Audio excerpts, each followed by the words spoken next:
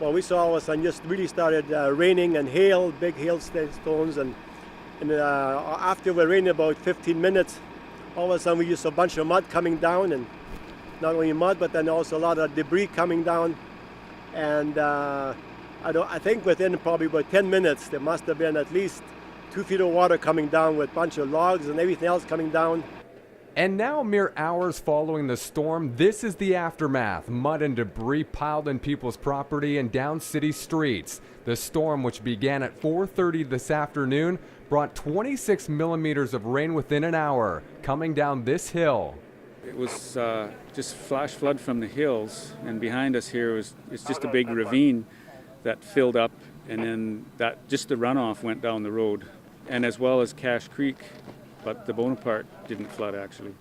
Well, I guess, the water washed rocks and logs, and it's undermined part of the street there.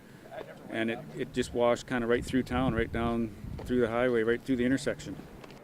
And already we're hearing amazing stories within the first few hours. This SUV with a mother and her 2 children got stuck as they tried to make it up Stage Road. And with the help of neighbors nearby, they got out safe and sound. Luckily, well, I'd say it's a miracle that she didn't go over.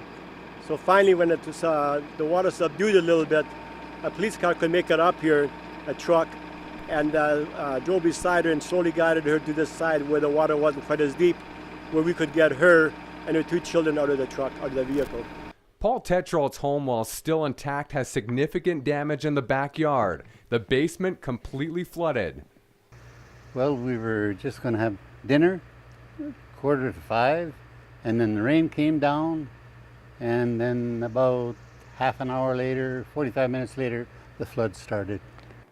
A handful of residents have already been displaced from their home. Meanwhile, city workers and the local fire department will be on scene all night as the assessment and cleanup is just getting underway. Chad Klassen, CFJC News in Cache Creek.